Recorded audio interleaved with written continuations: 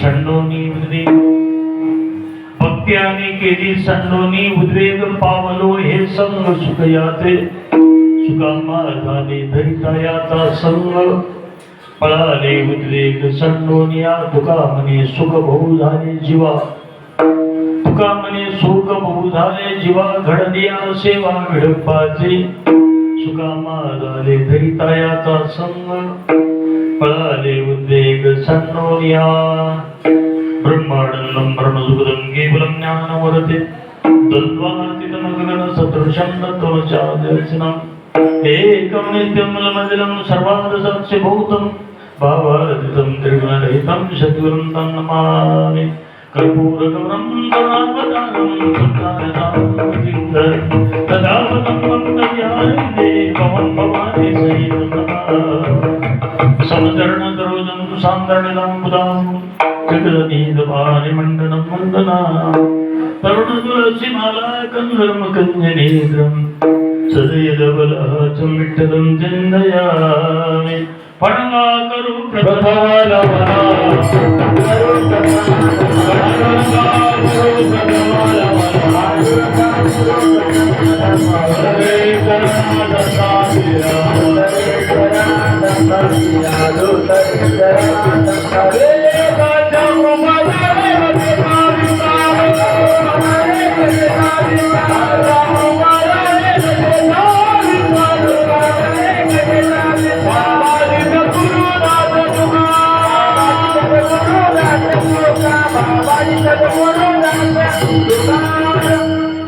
नमामि सद्गुरु शांतानंद विक्रम पूर्ण ब्रह्म परानंद विश्वरत्निकलभ सद्गुरु सच्चिदानंदं केवल कारुण्य करुणानिधिं देव पुरा अलंकापरिगम्यस्य आदनं वन्दतेजस्पतित्वतेजा विदेन्द्रादिदेवी सदस्तुजपालं समाधिस्थमूर्तिं भजे ज्ञानदेवो ओं नमो ज्ञानेश्वर करुणाकरा दया तुमचा अनुग्रहातून पावन झालो चराचरी मस्तक माझा पायावरी राहून निरंतरी संतांच्या भक्ती आम्ही केली संतोनी उद्वेग पावलो हे संग सुखयाचे सुखामा झाले धरितायाचा संग पळाले उद्वेग संतोनिया विठ्ठला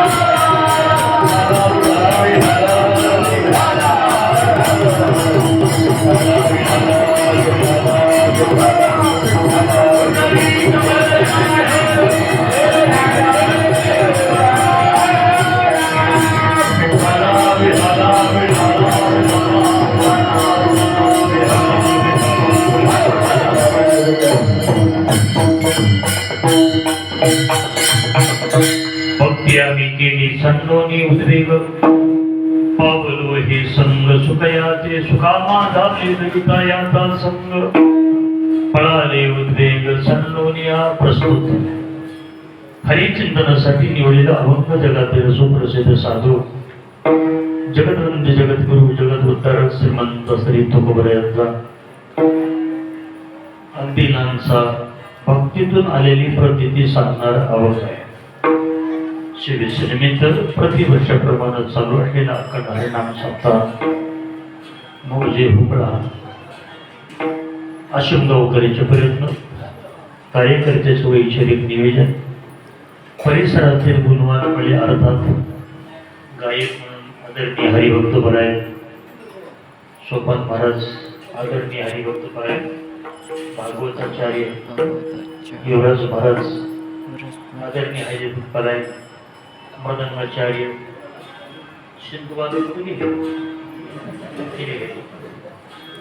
माईक सिस्टीम वाले आमचे बाळासाहेब, गावातील भजनी मंडळ श्रोते मंडळीच्या सहभागातून आपल्या वारकरी संप्रदायामधला चालू असलेला हा उत्सव आहे. या उत्सवाला बरेचसे कारण औचित्य बरेच बरं. एक विशिष्ट कारण म्हणजे आज दादासाहेबांचं पुण्यस्मरण आहे. त्याला अनुसरणच मी आनंद कसा निवडलाय, पावल व हे संत सुखयाची. दुसरे एक कारण आहे, या सत्याची सुरुवात भगवान हनुमंतरायाच्या जन्मानं सुरुवात झाली. आपल्या वारकरी संप्रदायामधले दोनच उत्सव असतात काही. एक उत्सव असतो तो देव येण्याचा, दुसरा उत्सव असतो तो साधू जाण्याचा. मला वाटतं या सत्यामध्ये दोन्ही उत्सव आलेत. एक देव आलेत म्हणून, दुसरं साधू आजच्या दिवशी गेलेत. येताना खरं तर 3 लोक येतात. इथं मृत्यू लोकांमध्ये येताना 3 प्रकारचे लोक येतात. इथं देव येतो, इथं संत येतात, आणि इथं आपण जीव म्हणून जन्माला येतात. येताना 3 जरी येतातले तर दोन्हीला अत्यंत महत्व दिलं जात असतं. देव आल्यानंतर उत्सव आणि साधू गेल्यानंतर उत्सव. तसे वेगवेगळे नामकरण विधी घेऊन येतात आपण. देव आल्यानंतर आपल्याकडे प्रगट शब्द वापरला जातो. संत आल्यानंतर जन्म अवतार शब्द वापरला जातो, आणि आपण आल्यानंतर जन्म शब्द वापरला जातो. येताना 3 आले तरी 3 शब्द घेऊन येतात. देव आल्यानंतर आपल्याकडे प्रगट शब्द आहे. अयवनी संभव प्रगटल राघव, अयवनी संभव नोहे काही श्रमी, नाम याचा स्वामी प्रगटला, आणि खांबी नारायण प्रगटला. देव आल्यानंतर प्रगट म्हणतात. संत आल्यानंतर आपल्याकडे अवतार शब्द वापरला जातो. मग प्रत्येक संताला अवतार शब्द आहे. ज्यावेळेस निवृत्तीनाथ जन्माला आले, निवृत्तीनाथाला सदाशिवाचा अवतार, स्वामी निवृत्तीदाता. ज्ञानोबाईला महाविष्णूचा अवतार, सखा माझा ज्ञानेश्वर. नाथ महाराज आल्यानंतर अवतार शब्द आहे नाथ महाराजाला. भानुदासाचे कुळी महाविष्णूचा अवतार. आणि तुकोबाईला पण अवतार शब्दाला जगद्गुरु तुका अवतार नामयाचा. ज्ञानोबाईला अपवाद म्हणून एक वेळेस फक्त प्रगट शब्द वापरला, पण त्यावेळेस कैवल्याचा पुतळा आणि प्रगटला पुतळा. अर्थात संताला अवतार शब्द आहे, देवाला प्रगट शब्द आहे, आणि आम्हाला मात्र जन्म शब्द आहे. असा काय फरक आहे वृत्तीमध्ये? फरक असा आहे, नसलेली वस्तू उत्पन्न झाली त्याला जन्म म्हणायचं, आणि झाकलेली वस्तू उघडी झाली त्याला प्रगट किंवा अवतार म्हणायचं. आपण पूर्वी कधीच नव्हतो, आलो नंतर आपल्याला जन्म शब्द आहे. दुसरा एक शब्द असा आहे, देव आल्यानंतर आपल्याकडं धर्माची मूर्ती म्हणतात, संत आल्यानंतर आपल्याकडे ब्रह्ममूर्ती म्हणतात, आणि आपण आल्यानंतर कर्ममूर्ती म्हणतात. येताना 3 मूर्ती येतात खरं, पण 2 मूर्तीला अत्यंत महत्व का दिलं जातं? त्याचं कारण असं आहे, देव आल्यानंतर तो धर्ममूर्ती म्हणून येतात. धर्माची तो मूर्ती आणि पाप पुण्य तुझ्या हाती. संत आल्यानंतर ब्रह्ममूर्ती म्हणून जन्माला येतात. ब्रह्ममूर्ती संत जगी अवतरे. आणि आपण आल्यानंतर आपल्याला कर्ममूर्ती शब्द आहे. येथे आल्या वनीचं कार्या केले कर्म ते मागील भोगया, केले कर्म झाले त्याची भोग आले, उपजले ऐसे. म्हणून 2 मूर्तीला अत्यंत महत्व. का बरं 2 मूर्तीला महत्व आहे? त्याचं कारण असं आहे, येत असताना तिघाचे 3 प्रयोजन असतात. देव येत असताना येण्याचं कारण वेगळं आहे, संताचं कारण वेगळं आहे, आपलं कारण वेगळं आहे. देव जगामध्ये का येत असतो? देव जगामध्ये जगाला जगवण्यासाठी येतो. पोषितो जगाशी जगाला जगवण्यासाठी देव येतात. संत येत असताना मात्र जगाला जागवण्यासाठी येतात. दादासाहेब काली जन्माला जगाला जागवण्यासाठी येतात. आणि आम्हाला जर विचारलं का आलो जन्माला, म्हणून आपण जगवायला येत नाही, जागवा येत नाही, आपण जगण्यासाठी येतो. जगण्यासाठी येणारा हा सामान्य वर्ग आहे. म्हणून दोन वर्गाला अत्यंत महत्वाचा, एक देव आणि दुसरे संत. संतांच्या जीवनामध्ये काहीतरी मिळवून संत जातात, म्हणून त्यांच्या जीवनाला महत्व. इथं आल्यानंतर जीवामध्ये संतांमध्ये हा फरक असतो. एक जगणं हे भोगवादी जीवन असतं, दुसरं जगणं हे भाववादी जीवन असतं. सामान्य माणसाचं जीवन एक भोगवादी असतं आणि साधूचं जीवन एक भाववादी असतं. या जगण्यातला एक फरक असा. दुसऱ्या जीवनातला फरक असा असतो, एकाची परिस्थिती चांगली असते पण मनस्थिती चांगली नसते. एका वर्गाची परिस्थिती सामान्य असते पण मनस्थिती चांगली असते. एकाचं जीवन संपन्न जीवन असतं आणि एकाचं जीवन सफल जीवन असतं. व्यावहारिक माणसाचं जीवन असतं ते संपन्न जीवन असतं पण सफल जीवन नसतं. साधूचं जीवन जर बघितलं, साधूचं जीवन संपन्न दिसायचं नाही आपल्याला, पण जीवन ते सफल असतं. तुकारामांचं जीवन परिस्थिती सामान्य दाखवली जाते पण मनस्थिती अत्यंत श्रेष्ठ आहे. आपल्या समोर दोन उदाहरण जर बघितले आपण, राजा धृतराष्ट्राचं जीवन विचार केला आपण तर परिस्थिती चांगली आहे पण मनस्थिती चांगली नाही. इकडे तुकारामांचं जीवन जर बघितलं आपण, परिस्थिती सामान्य दाखवली जाते, कारण प्रमाण असे म्हणतात वारकरी सगळेच मंडळी सदैव सुडकी म्हणतात, सदैव सुडकी. आम्ही सदैव सोडके, आम्ही सदैव सोडके, आम्ही सदैव सोडके, आम्ही सदैव सावली सातोड नामे, सावली सातोड नामे, सावली सातोड नामे, सावली सातोड नामे.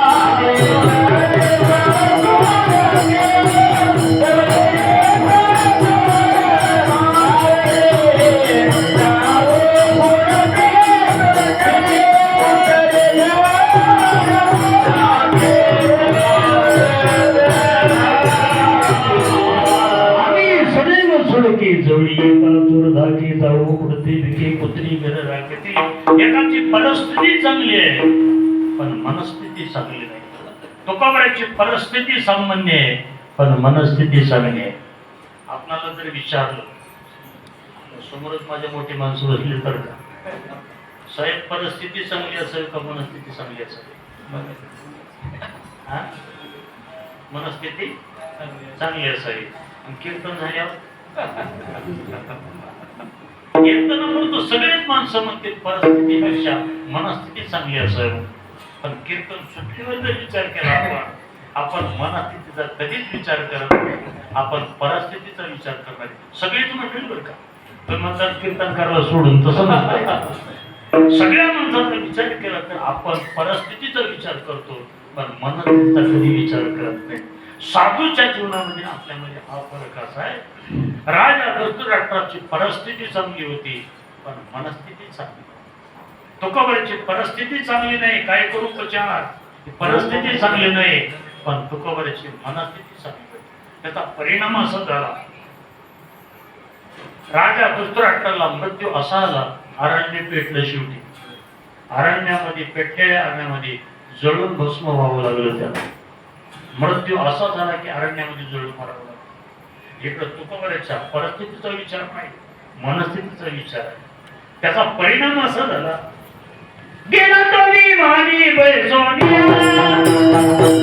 गेला तो विमानी बैसोनिया, गेला तो विमानी बैसोनिया, गेला तो विमानी बैसोनिया, रामेश्वरा सतरा पुरे, गेला तो विमानी बैसोनिया, गेला तो विमानी बैसोनिया,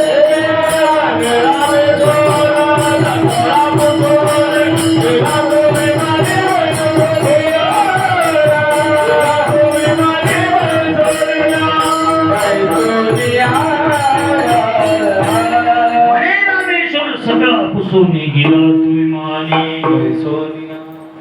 दोन्ही भागवतकार म्हणल्यानंतर काहीतरी विनय प्रबोधावर परिस्थितीचा परिणाम नाही, मनस्थितीचा परिणाम आहे. जया आदरे पुजरे आदरे पांडुरंगे, विमान शेखे दे प्रियान प्रसंगी, प्रियान काळे दे विमान पाता दे, प्रियान काळे दे विमान पाता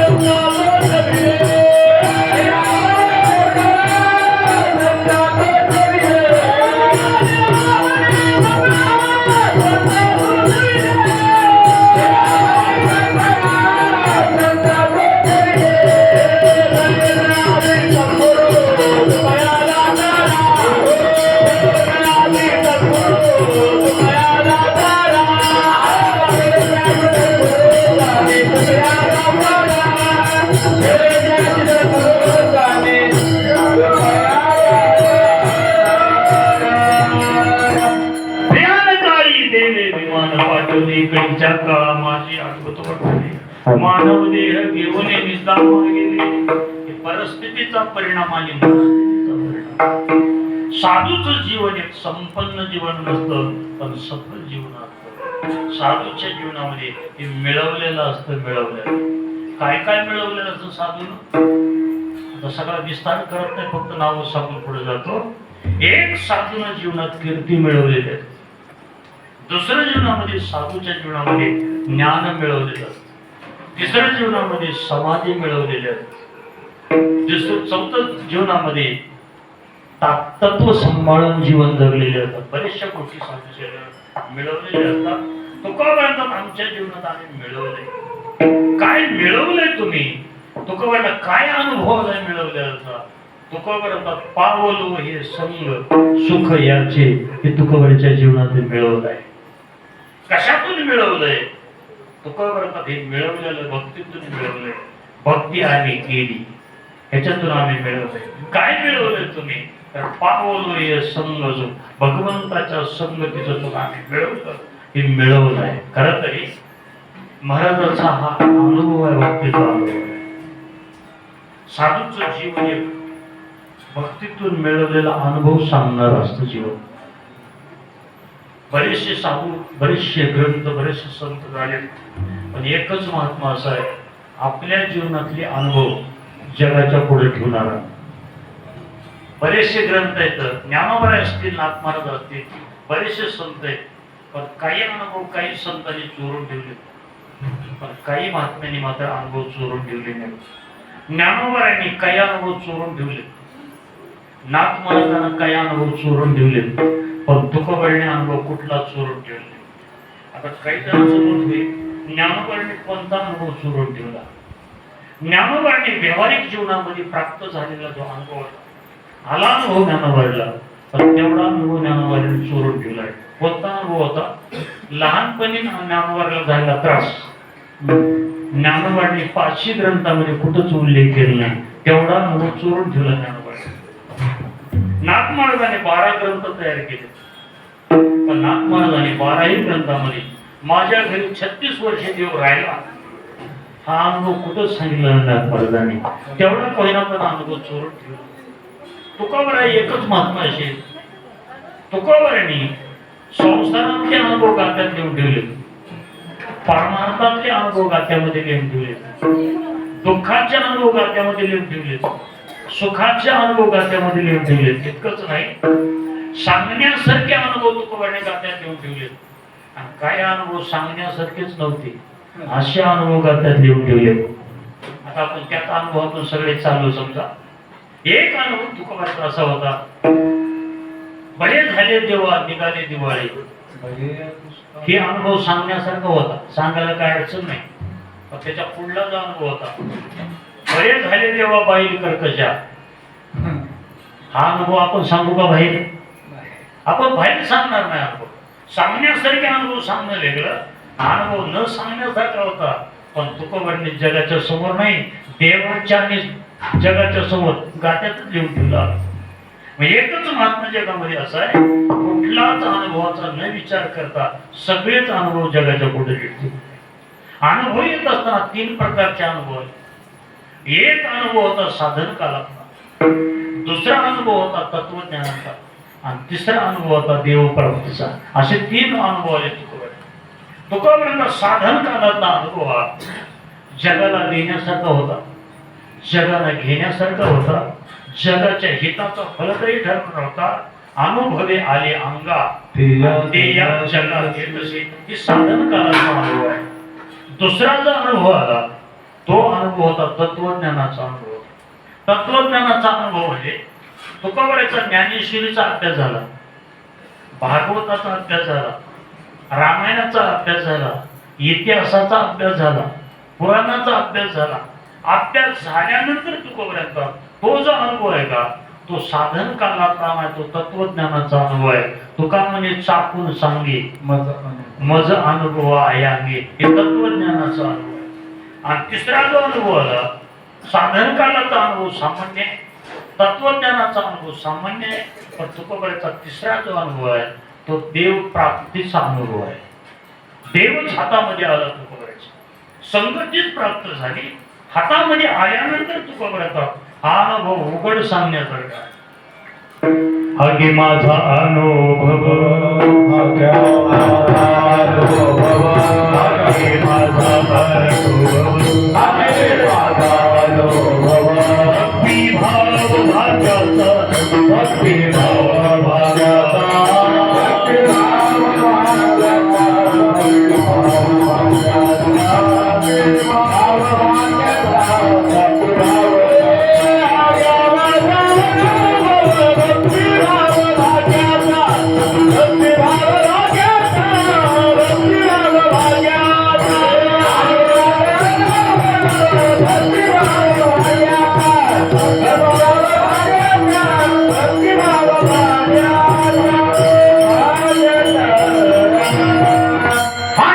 भाग्याचा अनुभव भक्तिभाव भाग्याचा केला ऋणी नारायण.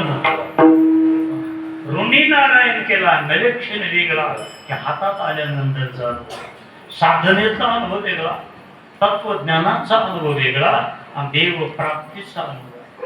तुकावर म्हणतात देव प्राप्तीचा अनुभव वेगळा. काही संसारातले अनुभव आले, संसारातले अनुभव दुःखाचे सांगितले.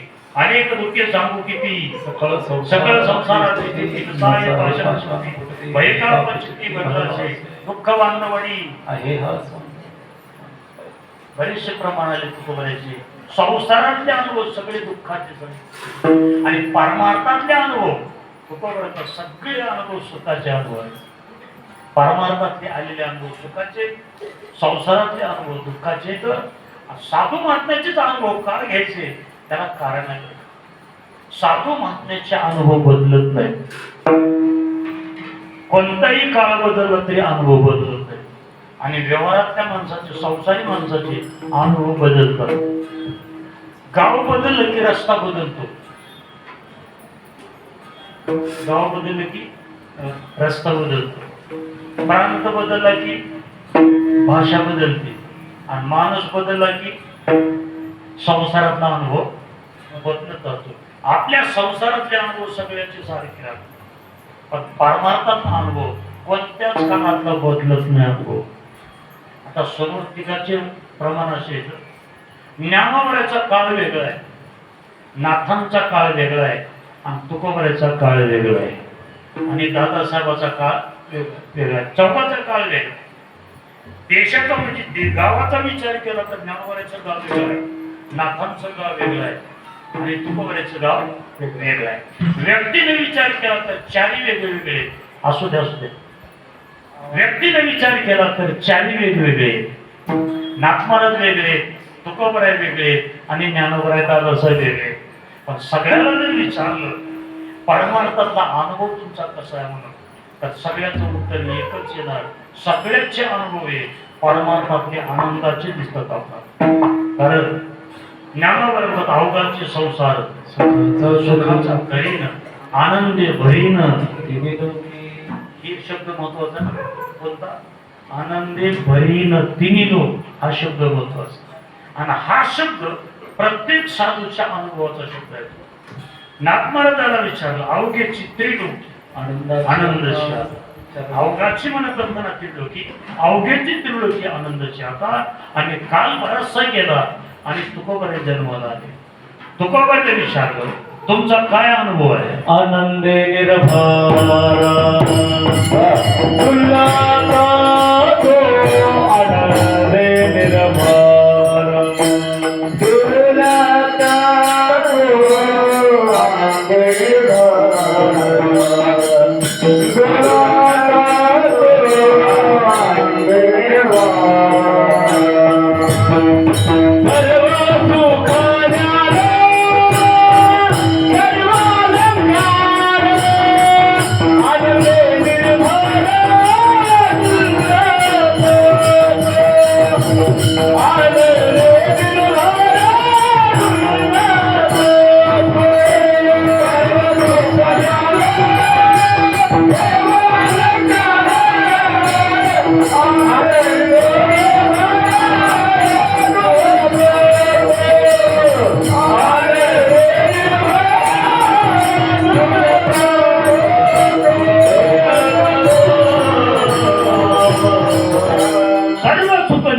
सर्व अलंकार आनंदे निर्भर डुल्लत असो.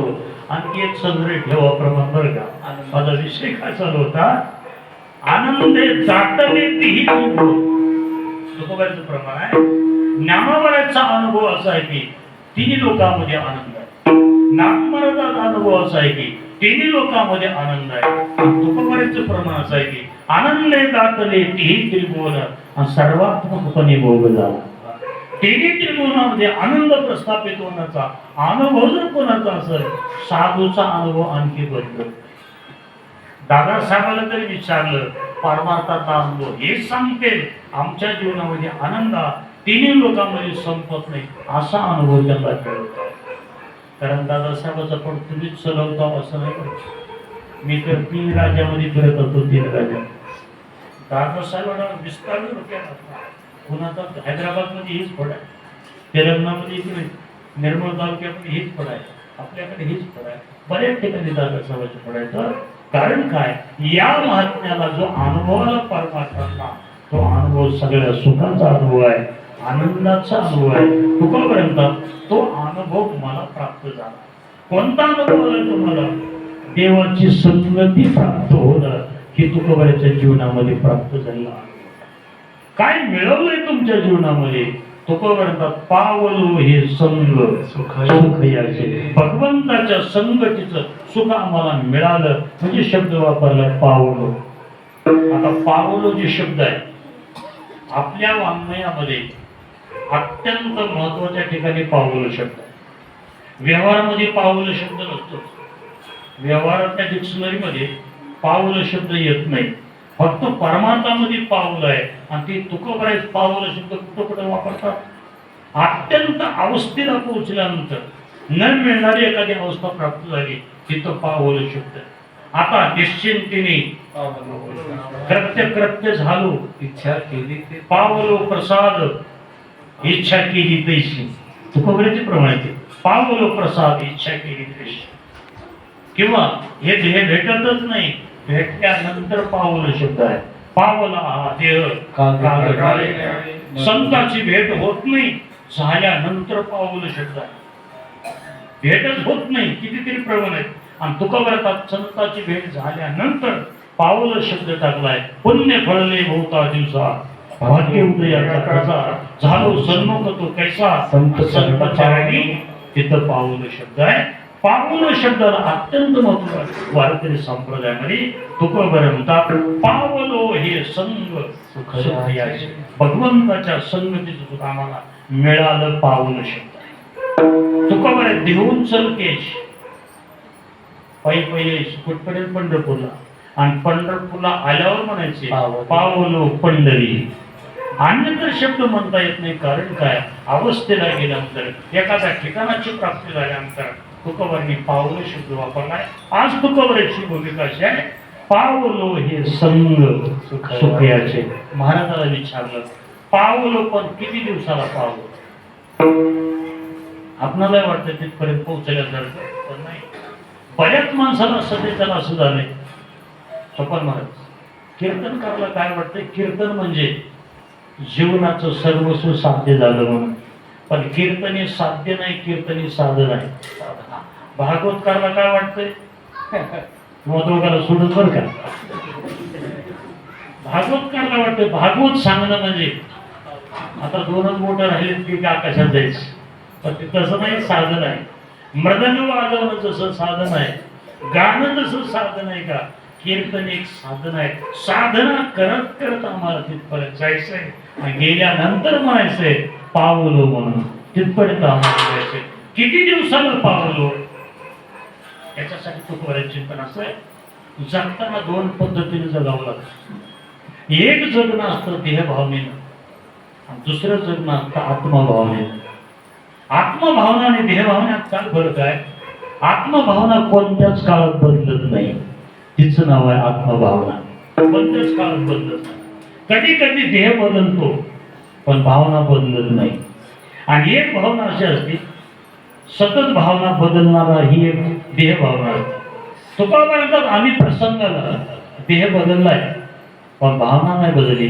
एक प्रमाण असं आहे महाराजाचं, मागे बहुता जन्मी. याचा अर्थ काय, आम्ही बरेचसे जन्म घेतले, देह बदलले पण भावना नाही बदलली. हेची करत आलो, मागे बहुता जन्मी हेची करत आलो. आता आपल्या समोर मृदंगाचार्य, आता मृदंगाचार्याला असं म्हणता येईल का मागे बहुता जन्मी वाजवीत आलो आम्ही? असं म्हणता येणार नाही आपल्याला. कारण काय, आपण माग काय काय केलंय आपल्याला सांगता येणार नाही. पण तुकोबारांचा देह बदलले तर आम्ही कितीतरी देह बदलले, पण मागे बहुता जन्मी हेच करत आलो आहे. इथं आल्यानंतर साधना चालू आहे. कशासाठी साधना चालू आहे? कधीतरी आम्हाला देवाची संगती झाली पाहिजे, देवाची प्राप्ती झाली पाहिजे, देवाचं आम्हाला सुख मिळालं पाहिजे. ह्याच्यासाठी किती प्रयत्न चालू आहे? फक्त 2 मिनिटात प्रमाण सांगतो. किती प्रयत्न आहे महाराजाचं? अखंड खंडेना जीवन हे प्रयत्नच आहे तुकोबऱ्याचे. आठही प्रहर 12 मास निरंतर ही भावना आहे तुकोबऱ्याची. माझी मदत झाली अनावर वाचा ही भावना आहे. तुका म्हणे झाली माझे अनावर बोली किंवा जीवित झाला चळ नेगे अवसानाचे फळ ओसनावून ओटी देव साठविला पाठत. हे जे प्रमाण आहेत का इतकी तीव्र भावना आहे तुकोबऱ्याची. जन्मची जन्म घेत आला येता आल्यानंतर एवढा प्रयत्न चालू आहे. देव प्राप्तीचंही साधन चालू आहे तुकोबऱ्याचं. आणि तरी तुकोबऱ्यात येतं जर देवाची संगती नाही झाली तर आम्ही थांबणार नाही. गेली नवी जन्म यासाठी ही भावना आहे. देह बदलला तरी अडचण नाही पण भावना अशी आहे गेली नवी जन्म एकच घेईन नाही घेईन जन्मांतरे ह्याची करावया करे. जन्म घेईन विनाना बहुत सोशीन यातना. आणि सगळेच प्रमाण पाठ नसले उपजून या पुढे ही भावना पाहिजे. एक तरी माझं बहुत जन्मात साधना केली येतं आल्यानंतर साधना चालू आहे.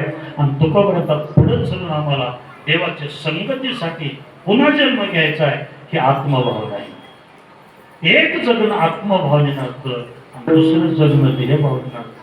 आपले माणसं बदलतात. कीर्तन घेताना वेगळंच बोलतात आणि कीर्तन करताना वेगळंच बोलतात आणि जाताना पुन्हा वेगळंच बोलतात. ही आपली जी भावना बदलली का. आणि एक सांगतो जी माणसं व्यवहार असो परमार्थ बदलणारे माणसं कधीच मोठे होत नाही. माणसं बदलणारे नडली पाहिजे. एकच देह पाहिजे माणसाचं. याच देहातून आम्हाला देव मिळवता आला पाहिजे. ही साधू महात्म्याची भावना होती. साधू महात्मे तिथपर्यंत पोहोचल्यानंतर म्हणतात आज मात्र आम्ही तिथपर्यंत पोहोचलो पावलो हे संग भगवंताच्या संगतीचं सुख पावलो. मग महाराजांना विचार महाराज वेळ कमी आहे. पावलो हे संग सुख याचे येथपर्यंत पावण्यासाठी निश्चित मला काय करावं लागलं. अभंगाचं पहिलं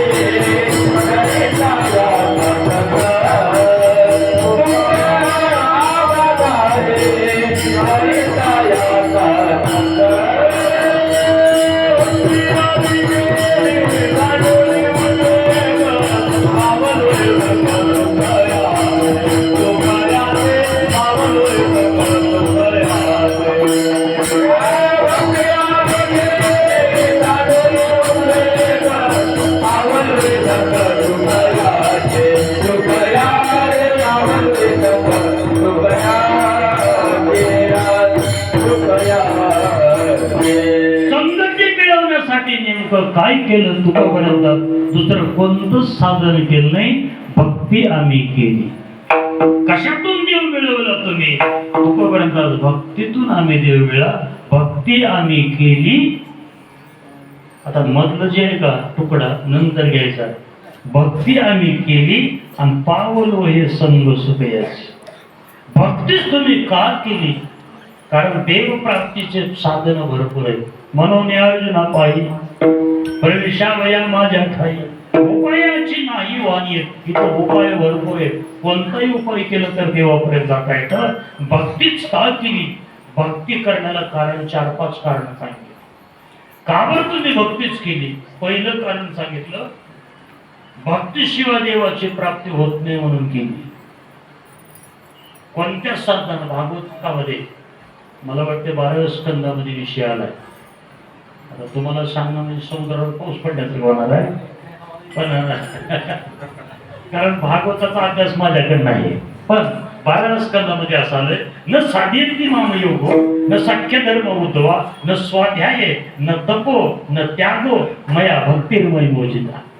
मला जर मापायचं आटलं, न स्वाध्याय न तपो न त्यागो, कोणत्या साधनात बसत नाही. मला मापायचं आटलं तर भक्तीची मापी मोजितो अनंता इतरांनी तत्वता न मोजवे.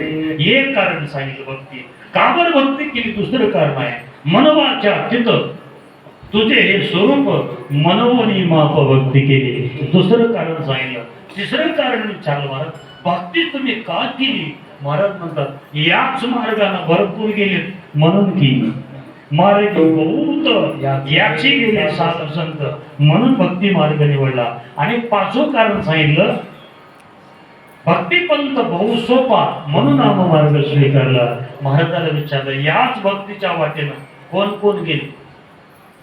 काही महाराजांना नाव सांगितले. कोण कोण सांगितले या मार्गानं? मार्ग सापडला निवृत्ती, ध्रुव प्रल्हाद परीक्षिती, आम्ही तयाचे संगती, भक्ती भावे अनुसरलं. एवढी मंडळी त्या मार्गाने गेली म्हणून आम्ही ती मार्ग स्वीकारला. तुका ग्रंथात भक्ती आणि केली.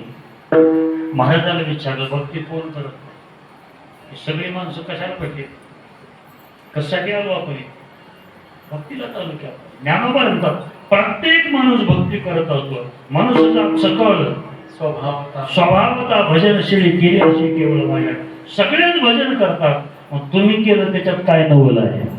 आणि तुम्ही सांगावं की आम्ही भक्ती केली, त्याच्यात काय विशेष आहे? सगळेच भक्ती करतात, पण असा फरक आहे, साधू महात्मे भक्ती करतात तसे आपण करत नाही, आणि आपण भक्ती करतो तसे साधू करत नाही. काय असतं भक्तीमध्ये? भक्तीतलं स्थान वेगळं चालतं, भक्तीतला विषय वेगळा चालतो, पण भक्तीतला उद्देश वेगळा चालत नाही. साधू महात्म्याने उद्देश एकच असतो, त्याच्यातून आम्हाला देव मिळवायला पाहिजे एवढाच उद्देश असतो. आपला मात्र उद्देश वेगळा असतो. उद्देश जर बदलला तर भक्तीत सापडत नाही, कारण भक्तीचं स्थान वेगळं असतं, पण उद्देश निश्चित केला पाहिजे. आपल्या समोर 2-3 उदाहरण असेल. विवेकानंद स्वामीला विचारलं होतं, स्वामीजी तुम्ही नेमकं भक्ती कुणाची करता? म्हणून स्वामीजीने सांगितलं, माझं भक्तीचं स्थान देश आहे, मला सेवा करायची देशाची. बरं, देशाची सेवा करून तुम्हाला काय मिळवायचंय? त्यांनी सांगितलं, सेवा करायची आहे देशाची, पण मिळवायचा देव. भक्तीचं स्थान देश आहे, पण मिळवायचा देव, उद्देश मात्र देव आहे. त्यांचे गुरु होते रामकृष्ण परमहंस. आता शाळा शिकलेल्या पोराला माहित आहे, रामकृष्ण परमहंस त्यांचे गुरु होते. त्यांचं भक्तीचं स्थान देवी होती, कालिका देवी. त्यांना विचारलं, देवी कसं काय निवडली? त्यांनी सांगितलं, भक्तीचं स्थान देवी आहे, पण मिळवायचा देव. स्थान वेगळं आहे, पण मिळवायचा देव. आपल्या संप्रदायाचा विचार केला, पुंडलिकराय कुणाचे भक्त होते? पुंडलिकराय पंढरपूरचे पुंडलिकराय आई वडिलांचे भक्त होते, देवाचे भक्त नव्हते. तुकोबांनी प्रमाण दिले. तुकोबांतात आई वडिलांची पूजा करत होते ती, आणि देवाला हात मारत. मात्र भक्त आणि पितृभक्त म्हणता येते त्यांना. भक्तीचं स्थान आई वडील होते, पण मिळवायचा देव होता. भक्तीचं स्थान वेगळं असू द्या, पण उद्देश मात्र देवाचा पाहिजे. पूजा करायची आई वडिलाची, अशी करून पूजा करायची, गंध लावायचा, आणि हाक देवाला मारायचे. आराधीला पुंडलिकी आणि जननी पूजनी या जनकी. आई वडिलांची पूजा करायची आणि देवाला हाक मारायची. देव दारामध्ये आले ते एके दिवशी आणि पुंडलिकाला हाका मारल्या, मी दारात आलो म्हणून. वैकुंठ सोडून आलो तुझं पाशी, काकाना बोलशी भक्त राया. वैकुंठ सोडून नदर पातलो, तुझं भेटावं आलं पुंडलिका. पुंडलिकानं मधून हाक दिली, देवा माझं भजन चालू आहे म्हणून. आता देव दारात आल्यानंतर भजन कोणाचं करायला वाटते? पुंडलिकानं सांगितलं, माझे आई वडील मांडीवर झोपलेत, माझी आपिकियाची होईल निद्राभंग, नघडे प्रसंग बोलायचा, क्षणीय कमावणं धरून या राहा, शरणांगता पहा कृपा तटी. आपल्याला ह्याच्यातून एवढंच घ्यायचंय, भक्तीचं स्थान वेगळं असू द्या पण उद्देश मात्र देव पाहिजे. दुसरा विषय असा आहे, इथं आपण एक विषय घेऊन आलो नाही, इथं प्रत्येकाचा विषय वेगळा आहे. माझा विषय कोणता चालू आहे? माझी भक्ती चालू आहे. काय विषय चालू आहे? 11:15 पर्यंत बोलणं माझा विषय चालू आहे. 11:15 पर्यंत थोडं लेट झालं तर म्हणून बरं का. 11:15 पर्यंत बोलणं माझा भक्तीचा विषय आहे. विषय बोलण्याचा असू द्या पण उद्देश काय पाहिजे? माझा उद्देश एवढा पाहिजे, हीच कीर्तन करत करत एक ना एक दिवस मला देवाची प्राप्ती झाली पाहिजे, हा उद्देश पाहिजे. विषय वेगवेगळे घेऊन आलो होतो. गाणाऱ्याचा विषय काय? गाणं हा विषय आहे. वाजवणाऱ्याचा हा विषय, वाजवणं विषय आहे. विषय कोणताही राहू द्या, तुकोबांचं प्रमाण आहे. आता आपलं तर म्हणाले तर मी म्हणतो, तर ही विषय माझं जे चाललंय का विषय हा अभंगावर चिंतनावर चाललंय. तुकोबांचं प्रमाण आहे. तुकोबांचं तुम्ही तो श्रद्धेचा विषय घ्या, विषय कोणताही राहू द्या, तुमचा उद्देश निश्चित झाला पाहिजे. विनेकरी असू द्या, इथं विषय कोणताही द्या, अन्नदान असू द्या. आता इथं आपण साहेबाच्या जेवलो, हे अन्नदान करणं पंगत असेल कोणाच तरी, असेल की अन्नदानात पंगत कुणाचे असू द्या, विषय कोणताही घ्या. तुकोबा विषयामध्ये देव नाही, तुमच्या उद्देशात देव असतो.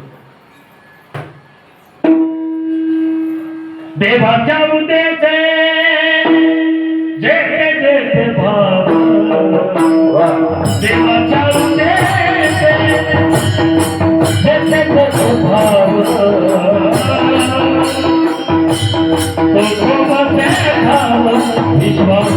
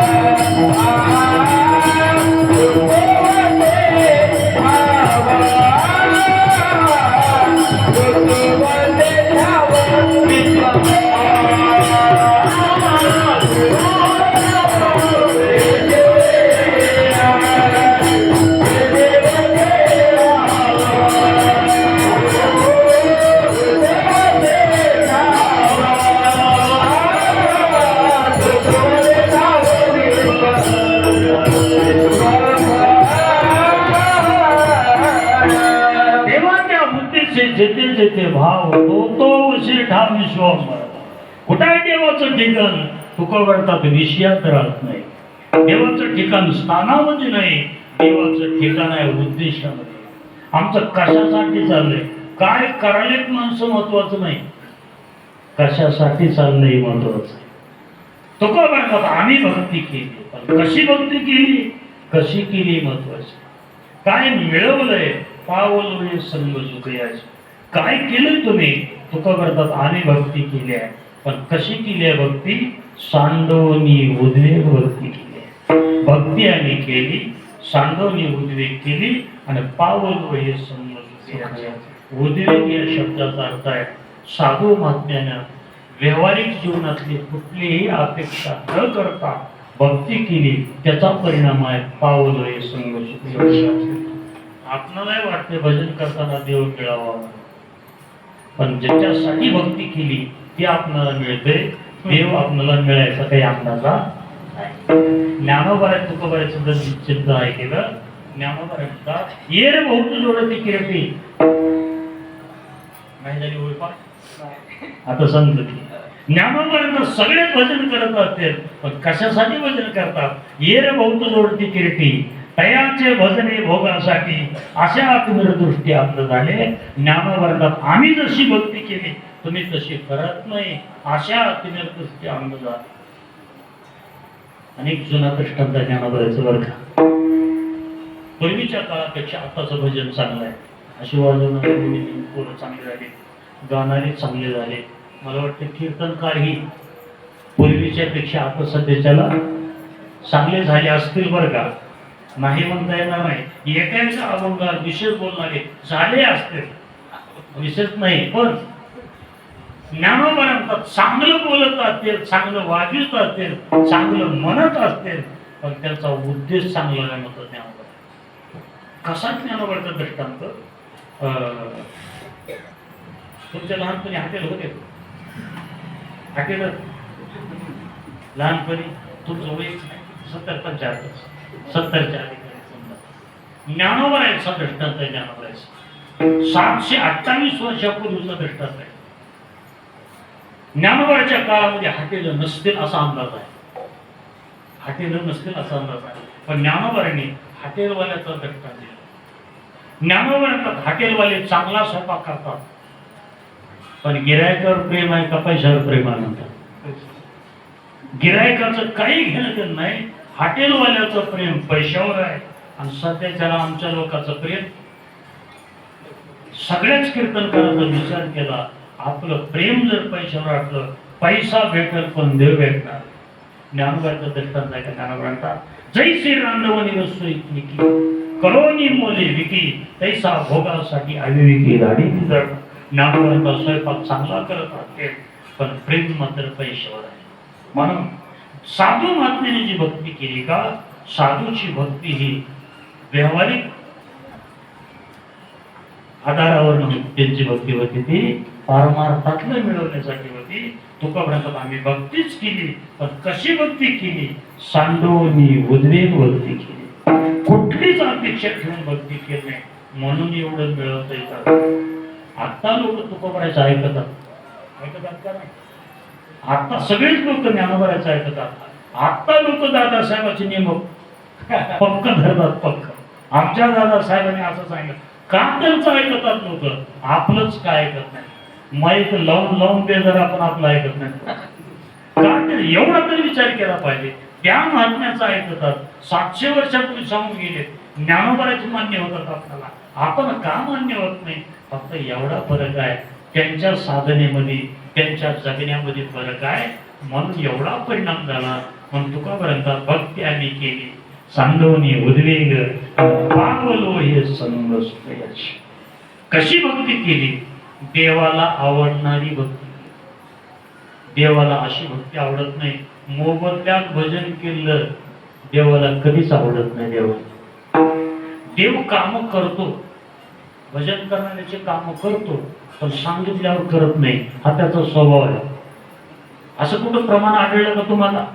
असे भक्ताच्या घरी आणि कामी सांगितल्याबरोबर करी कसा प्रमाण? न सांगता काम करत नाही असं नाही, काम करतो, पण सांगितल्यावर त्याला मान्य होत नाही. सांगितल्यावर काहीच करत नाही, ते फक्त न सांगता करत असतो. आणि त्याचा स्वभाव असा आहे, न सांगता करतो. म्हणून पांडुरंग त्याचा दास होता होतो, फक्त आपण सांगितलं नाही पाहिजे. पण एका पट्ट्यानं काय करायचं? अर्जुनानं देवाला 4 कामं लावायची. कोणकोणती कामं लावायची? अर्जुनाची घोडे तुतले अनंती, काडी धर्मा घरी उचित, सारथी झाला. ही प्रमाण जर बघितले आपण, बरेचसे कामं देवानं करायचे. एके दिवशी अर्जुन बसले होते आणि बसले बसले अर्जुन एकटेच थांबलेले होते. पण डोक्यामध्ये असं आलं, याला कुणी कुणी देव म्हणतात, पण माझे मात्र एवढे कामं करते, असं डोक्यामध्ये आलं. अर्जुन आणखी देव म्हणायला तयार नव्हता. 11वा अध्याय सुरू झालाय, 11व्या अध्यायापर्यंत देव म्हणायला तयार नव्हता. 11व्यामध्ये चिंतन असं आलं, एका सणी बैसणे का तुझा बोलन मान्य, हे ओळखीचे मी दाटपणे बहुत घडले. भगवंताला सांगितलं तुला मी आतापर्यंत देव म्हणत नव्हतो. असंच अर्जुनाच्या मनामध्ये आलं. याला देव लोक म्हणतात पण आपले 4 कामं करत. फक्त मनामध्ये आलं. मनामध्ये आल्याबरोबर देव तिथं प्रगट झाले. आता देवाला कसं असतं, आपलं काय चाललंय देवाला कळतं. अंतरीचे जाणे आधी वर्तमान खुनी, अवघे जाणे हरी कोण नाचे कैशा परी. तुका बरे बरेचसे प्रमाणेचा देव जवळच आले अर्जुनाच्या. आणि अर्जुनला विचारलं, अर्जुना फिरायला यायची का माझ्या बरोबर? अर्जुनाने विचारलं तेव्हा अचानक कसं काय आलो, कुठं जायचं आपल्याला? त्याने सांगितलं श्वेतद्वीप नावाचं गाव आहे, त्या गावाला फिरायचं. अर्जुनानं सांगितलं मी महाराष्ट्रात गेलो तसं नाव नाही. श्वेतद्वीप तुम्हाला दिसलं गाव कुठं? श्वेतद्वीप नावाचं गाव आणखी कुठंच नाही. अर्जुनानं विचारलं कुठं गाव आहे, कोणत्या जिल्ह्यामध्ये आहे? त्याने सांगितलं जवळच आहे, तुला माहित नाही सर. आणि गाव कधी तयार झालं? आत्ताच तयार केलं. एका मिनिटातच देवानं गाव तयार केलं. अर्जुनाला सांगितलं चल फिरायला. रथ घेऊन आले होते देव. अर्जुनाला रथामध्ये बसवलं, 2 जण फिरायला गेले. त्या गावामध्ये गेल्यानंतर असंच गाव होतं, पण नवीन तयार केलं गाव होतं. अर्जुनाला सांगितलं जाऊन फिरून ये. ज्यावेळेस अर्जुन मंदिरं बघत गेले, काही ठिकाणी भागवत कथा, कुठं रामकथा, कुठं राम कीर्तन, कुठं प्रवचन, असे प्रत्येक मंदिरामध्ये कथा होत्या. फक्त एक मंदिर असं होतं, फक्त तिथे विनेकरी होता असावं. अशीच विनेकरी एक उभा होते, विना गळ्यामध्ये होता आणि पहारा चालू होता. अर्जुन जवळ गेले आणि येण्याचं दर्शन घेतलं आणि विनेकराचं दर्शन घेतलं. दर्शन घेतल्यावर असं काही दिसलं, विनेकराच्या कमराला 2 तलवारी होत्या.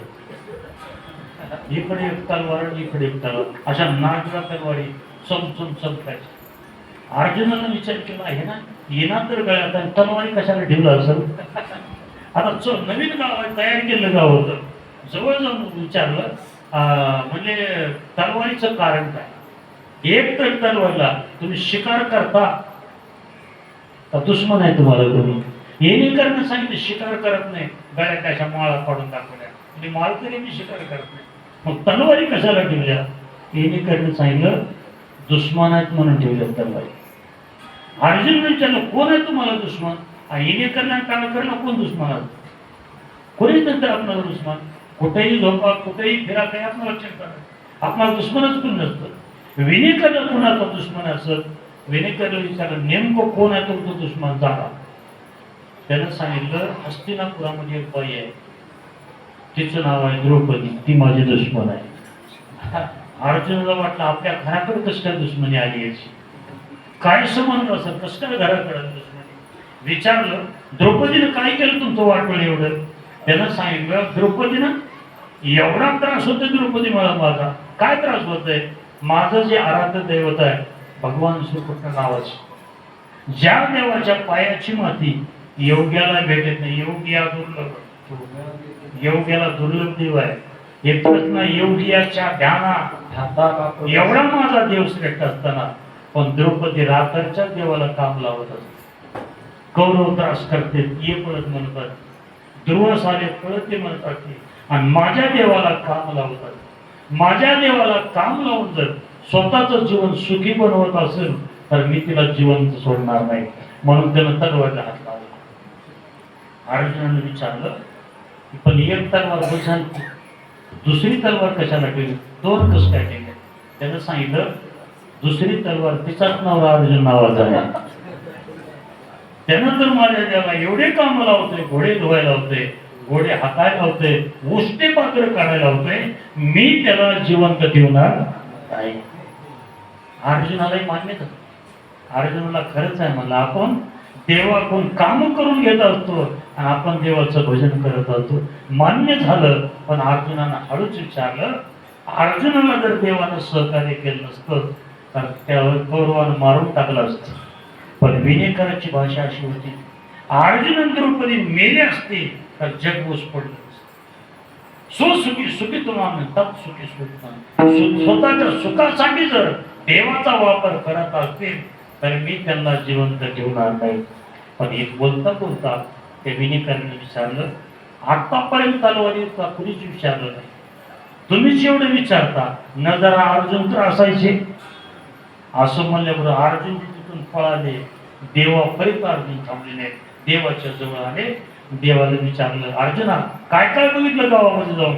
त्यांनी सांगितलं. तेव्हा सगळं व्यवस्थित वाटलं, पण एक विनेकरी दिसला ना. कमरला 2 तलवारी होत्या. कसला विनेकरी दिसला? म्हणजे निश्चिम भक्त होता, निष्ठावंत भक्त होता. अर्जुनला विचारलं, तुझ्यासारखा भक्त होता का? अर्जुन सांगितलं, देवा माझ्यासारखा नाही. मी मोबदल्यामध्ये भजन करतो. आणि त्याला मात्र मोबदला मान्य नव्हता. त्यानं तलवारीची भाषा बोलत. मग देवाने विचारलं, भक्त तुला कसा दिसला? मग मात्र सांगितलं, भक्त फक्त तुकाराम महाराजांना भक्ती आम्ही केली, सांगवणी उजवे केली, आणि काय मिळवलंय तुम्ही? पावलो हे संग सुखयाचे. तुकोबराचा भगवंताच्या संगतीचं सुख आम्हाला मिळवता आलं. कशातून मिळवलं? भक्ती आम्ही केली, सांगवणी उजवे, आणि पावलो हे संग सुखयाचे. महाराजाला विचारलं, संगतीचं सुख जर तुम्हाला मिळवलं तर संगतीसाठी देव तुमच्याकडे आला का तुम्ही देवाकडे गेला? महाराजाला विचारलं, तुमच्या घरी देव आला का देवाकडे तुम्हाला जावं लागलं? तुकोबराचा देवाला माझी गरज नव्हती, मला देवाची गरज होती. मी त्याची संगती धरली. अभंगाचं दुसरं सुख माझा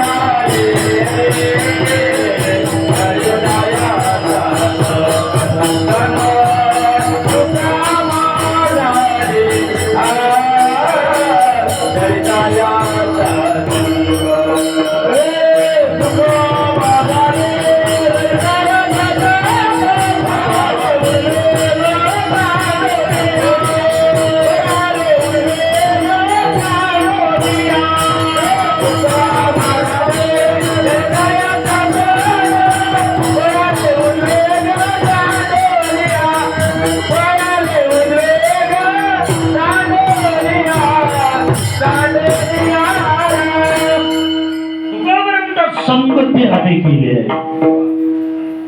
देव आपली संगती करत नाही, आपण देवाची संगती करावी लागते. सुकामा झाली दरिता याचा, आम्ही संगती केली देवाची. पण देवाचा एक स्वभाव असा आहे, संगती करत नाही आणि एकदा केली की सोडत नाही. पुन्हा तुका म्हणे संग केला दुरी नाही. मग तुका एकदा संगती केली पुन्हा देव सोडत नाही. अगोदर कुणाची संगती करत नाही. संतांमध्ये देवामध्ये असा फरक असतो. संत काय करतात, यारे यारे लहान थोर म्हणतो, आणि देव यारे यारे म्हणत नाही. याल तरी यारे लागे म्हणतो, जमलं तरी या, गरज असली तरी या म्हणतो. संत मात्र सगळेच या म्हणतात. संत सकळाशी येते या अधिकार म्हणतात. देव तसा म्हणत नाही माझे गडी कोण कोण निवडा भिन्न यातून बदल करत असतो. तुकोबा म्हणतात संगती आम्ही केली. देवाची संगती आपणाला गरज आहे, आपण केली पाहिजे. गरजेचे दोन प्रकार असतात. एक भौतिक गरज असते, दुसरी आध्यात्मिक गरज असते. भौतिक गरज आहे परमार्थातून परमार्थिक गरज आहे. आध्यात्मिक गरज परमार्थातून पूर्ण करावी लागत असते आणि भौतिक संसारातली गरज ही संसारातून पूर्ण करावी लागत असते. संसारातल्या गरजा पूर्ण होण्यासाठी प्रारब्धानं पूर्ण होतात आणि परमार्थातली गरज मात्र प्रयत्नानं पूर्ण करावी लागते. कधी कधी माणसं आमच्याकडे इकडं तिकडं घालतात, तिकडे इकडे घालतात. सूर लागणं गेल्यावर, साली म्हणाई नाही गेल्यावर, मृदंग वाजवाई नाही गेल्यावर माणसं काय म्हणतात आमच्याकडे, हे पिढी आनंदी पैशाची राहावी. ती इकडं तिकडं जमत नाही. संसारामध्ये जर काही भेटणं गेलं तर असं म्हणावं लागतं की हे गेले आनंदी प्रारब्धामध्ये नाही. पण इथं परमार्थात आल्यानंतर प्रयत्न करावा लागत असतो. मृदंग शिकणार नाही इतका प्रयत्न करावा लागतो. एक एक अक्षर गिळणं कसं काढायचं, किडणं कसं काढायचं, धुमकेट कसं काढायचं, ढेढेर कसं काढायचं, हे सगळं एक एक अक्षर 6-6 महिने भोगावं लागतात. असं मी म्हणजे लक्ष घेत असेल सगळे मला येते म्हणून सांगितलं बरं. कारण काय ज्ञानोबाचं प्रमाण आहे. ज्ञानोबा म्हणतात या गोष्टी मिळवत असताना परमार्थामधलं प्रयत्न तया ते प्रयत्नची एक वेळे समग्र परब्रह्म फळे आणि पिकली या रसगळी पूर्णतेचा. ज्ञानोबाला पूर्णतेचा रस गळायचा असला तर इथं प्रयत्न करावा लागतो. आमची गरज कोणती आहे तर आध्यात्मिक गरज आहे. ही परमार्थातून पूर्ण करायची आहे. आम्हाला गरज कळून आम्ही तिकडं संगती केली आहे. सुखम्मा झाली धरिता याचा संग आम्ही संगती केली. दादासाहेबांना संगती केली का देवानं संगती दादासाहेबांची केली. अगोदर दादासाहेबांना संगती केली, आता मात्र देवानं ठरवलं यांची आता संगती सोडायची. एक तरी देव सामान्य माणसाची संगती करायची. एकदा काय झालं, नारद फिरत फिरत देवाच्या घरला गेले. नारद सतत फिरायचे. देवाच्या घरी गेले तर देव लिहित बसले होते एक वही घेऊन. नारदाला वाटलं आणखी देवाची परीक्षा राहिली असेल का, काय लिहित असतील देव. आता मोठ्या माणसानं लिहायचं म्हणजे देव काय लिहित असतील. देवाला विचारलं नारदानं, देव काय लिहायला चालू आहे. देवानं सांगितलं टाळकऱ्याची डेट चालू आहे. कुणाची डेट चालू आहे म्हणजे माझं भजन करते त्यांची डेट चालू आहे.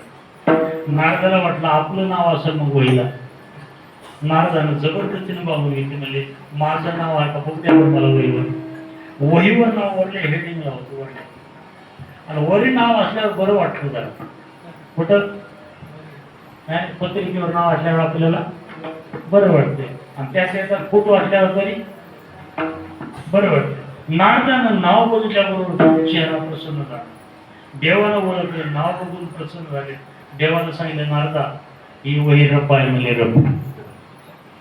रपस म्हणजे रप आणि दुसरी भाषेत ते बदल नाही जास्त असं काय. ही म्हणजे रप वही आहे. नारदानं विचारलं देवा हे रप आहे तर फेर कुठं आहे म्हणजे काचच्या कपाटामध्ये वस्त्रात बांधून ठेवले. आग्रह धरला कसंही करा देवा तेवढी वही मला दाखवा. देवानं ती वही दाखवली. त्या वहीवर एकच नाव होत, फक्त हनुमंतरायचं नाव होतं. नारदानं विचारलं देवा एक बदल का बरं केला तुम्ही. देवानं सांगितलं माझं भजन करतात ते रपवर आहे आणि मी ज्याचं भजन करतो ते फेरवर आहे. ह्याच्यातून एक घ्यायचे आपल्याला. नारदाचं नाव कुठं होतं. आता नारदाचं जर रपवर होतं तर आपलं कुठं असेल. आपलं नाव कुठंच नाही. आपल्याला गरज आहे आपण देवाची संगती करावी लागते. तुकोबा सुखाम्मा झाली दहिता याचा संग आम्ही संगती केली आणि संगतीचा परिणाम असा झाला पळाले उद्वेग सांडोनिया उद्वेग. आता एक संशय येण्यासारखाच आहे. पहिल्या चरणामध्ये उद्वेग आहे आणि दुसऱ्या चरणामध्ये उद्वेग आहे.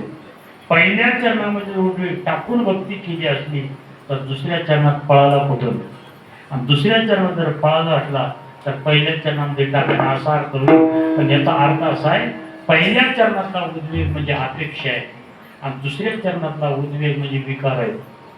जीवनामध्ये देव आल्यानंतर विकार पडून जातात आणि विकार आटल्यानंतर देव येत नाही.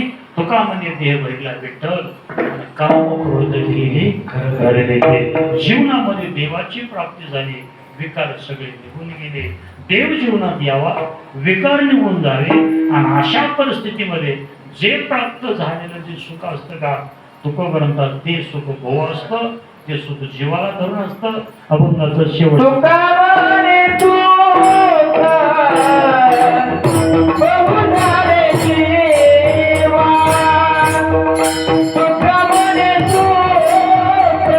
Come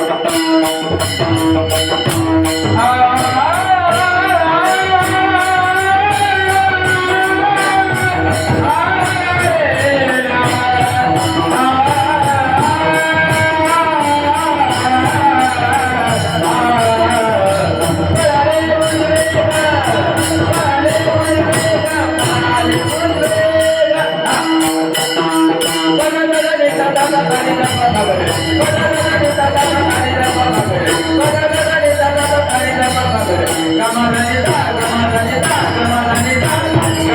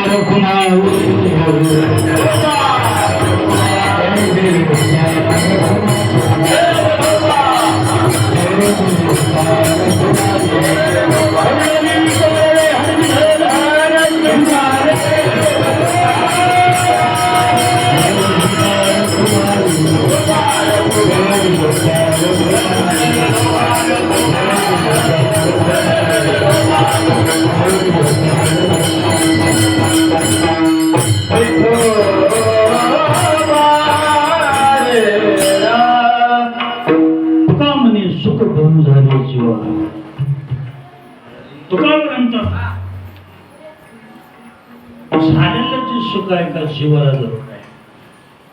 परमार्थातलं सुख जीवाला धरून होतं आणि संसारातलं सुख देहाला धरून असतं. परमार्थातलं सुख बहु असतं, संसारातलं सुख थोडं असतं. तुकोबाराने सुखाचे प्रकार बरेचसे सांगितले.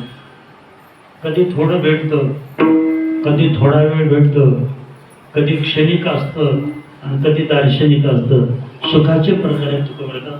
संसारात मिळत नाही असं नाही, पण सुख पाहता जवळ पाडे. क्षणिक सुखाचा धरीला अभिलाष, तेने केला नाश होपुढे. विषयाचे समसुख बेगडाची भावली, अमराची सावली जैलया. आणि कधी कधी दार्शनिक सुख असतं, अर्थात दाखवण्यापुरतं असतं, भोगता येत नाही. आणि परमार्थातलं जे सुख असतं का तुकोपर्यंत, तुका म्हणजे सुख भाऊ भाऊ असतं, ते जीवाला धरून असतं. कशाचं सुख झालं तुम्हाला? घडलिया सेवा विडोपाशी. तुकोपर्यंत देवाच्या सेवेचं सुख आहे. सेवा सेवा म्हणजे का? सेवा ते आवडी, भेद काम निवारणी आणि चिंतन करणं म्हणजे भक्ती आहे. तुकोपर्यंत देवाच्या सेवेतून आम्हाला असं काही सुख मिळवता आलं. पावलो हे संग सुख याचे भगवंताच्या संग कोणाकोणाला मिळालं? आपल्या समोर हनुमंत आहेत, हनुमंतरायाला सुख मिळालं. कशावरून सुख मिळालं? कारण काय? असं एकही गाव नाही ते हनुमंतरायाचं मंदिर नाही असं. त्याला म्हणायचं खरं सुखी जीवन आहे. काही माणसाच्या संसारात असेल, परिस्थिती चांगली असेल, पण परिस्थितीचा परिणाम वेगळा असतो, मनस्थितीचा वेगळा असतो. साधू महात्म्याच्या जीवनामध्ये जे मिळवलं साधू महात्म्याने, तो सांगणारा अभंग होता. अभंगावर बोलत असताना काही अपशब्द गेले ते माझ्या वाणीचा दोष आहे. योग्य असं ते चिंतन ज्ञानोबरायचं तुकोबरायचं. कारण शिवाय ही भगवान पंढरायाच्या चरणी, हनुमंतरायाच्या चरणी, दादासाहेबांच्या चरणी समर्पित करू. खरा तरी टाईम आपला 9 ते 11चा असतो बरं का. पण मला वाटते सगळे वेळेत असून आपण लेट केलं. 8:30ला भजन चालू व्हायला पाहिजे. 8:45ला तर 9ला कमीत कमी कीर्तनकाराच्या गळ्यात विना जायला पाहिजे, म्हणजे व्यवस्थित सगळं होतात. असो छोट्याशाच आपण चिंतन मांडण्याचा प्रयत्न केला. योग्य चिंतन मात्र ज्ञानोबरायचं आणि तुकोबरायचं. ज्ञानेश्वर